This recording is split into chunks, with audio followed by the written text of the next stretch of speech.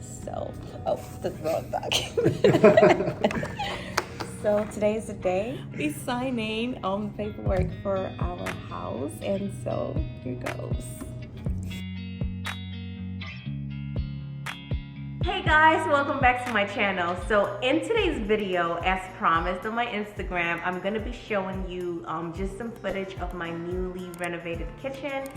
I shared with you guys that I had moved about a year ago, so I made some changes to the kitchen, and I'm just gonna be bringing you ahead on that journey as we explore what those changes were. A lot of you guys were on point with some of the guesses of what I had changed in the kitchen, and so I'm gonna just reiterate some of that and show you what it used to look like and what it looks like now. Let's jump right into it. So before we even jump into the actual reno, I wanted to give you a little bit of backstory. Our kitchen was like a brown themed color, so the cabinets were like cream, the floors were a brown orangish, the countertops were quartz. It was a brown theme going on, and I think what we wanted to do was we wanted to make it brighter. Because our kitchen is like a very center part of our home, we wanted to make it bright, a statement piece if you would. We figured out that something on the white side will make it appear bigger. The very first thing we did was we switched out the floors. Originally there were some brown orangish tile, so we had that removed. That was like a very labor intensive thing that had to be done. I think they took about 3 days to just drill that all out and sweep it out. And the old tiles were like on concrete. They were made to last a long time, so it was very hard to get it replaced. We went for marble porcelain tile, and we went for 12 by 24. So instead of the square ones that were there, we replaced it with rectangular ones. I believe we went for like a cream colored grout because we wanted it to look a bit seamless. And I believe the spacing that was left in between each of the tile was 1/16. So the tiniest they come, we try to make them put it together as closely as possible just to give it like a seamless look. They can't put them too close together. There has to be a gap. That's just the way tile works. It took them, I want to say, a total of a week to get it done. And that was because they had to remove the old floors, then they had to come and prep the area, then they had to do like a portion of the house and then make that dry and then kind of do the other side. It was labor intensive, all present while the dust and the noise and the drilling was going on. In hindsight, maybe it would have been probably best if we weren't here, but that was just the situation that we had to be in, and it ended up being beautiful, and I love our floors. The floors are also matte. They don't have a shine to them, and that's because we were doing so much white in the kitchen that we wanted to give a variation. So as you can see, these countertops are like super glossy. Cabinets are also kind of glossy. We wanted to kind of give the contrast so that there's different textures to play around with when it comes to different ways to do white. So the next thing that we changed out here in the kitchen was the countertops. We used to have granite countertops and we switched them out to quartz. They just have like a nice finish to them. The biggest part was deciding which color to go with, and again, because of the theme that we were trying to go with, we did decide to go with a white one with some gray veins in them. It's white enough that you get to see a lot of the white. I like it. It's easy to clean, user-friendly. I can put hot stuff, and I just love having these quartz. Before we even changed out the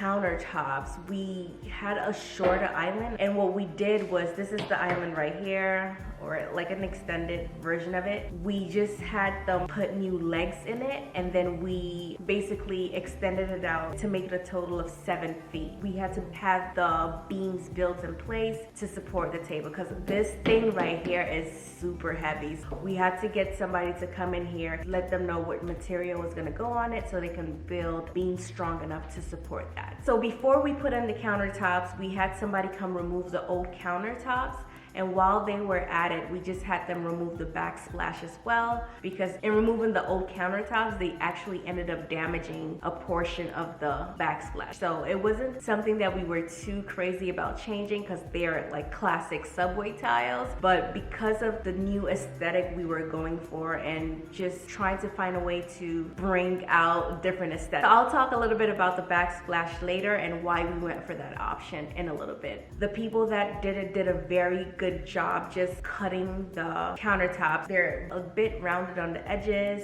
smooth, and there was a portion in it in the kitchen, and I'll show you what that looks like, where in most cases they would have probably cut a diagonal line to like make it fit on the corner, but what they did was they brought the cut around the stove so it gives it a more seamless look. So that was a decision that they made, and I thought that was really good. It speaks to the good work that they did. One of the things I would say is if you get your countertop switched out, always check it, because it is kind of a stone, so you want to make sure that they have the right stone for you. There was like a little imperfection in a portion of it, so they were diligent in trying to have that switched out for us. And yeah, the next I have on this list, the backsplash. So now we have these white porcelain tiles, we have this quartz countertop, and we were trying to figure out a way to add like a little bit of contrast to it. So we went with these gray backsplash. The theme of our house in general is just supposed to be like a airy feel. That's what we're going for.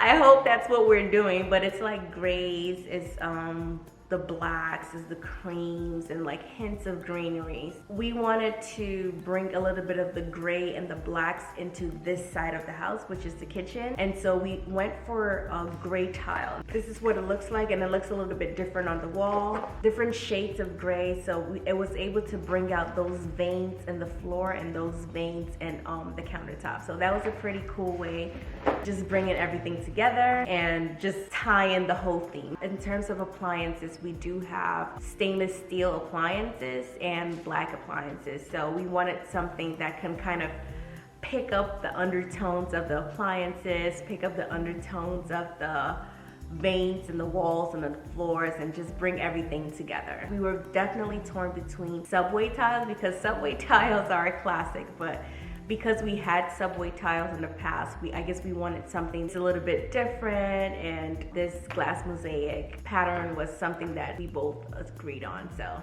we went with that. With the backsplash, once they did it, they also outlined the backsplash like on the edges instead of leaving them rough.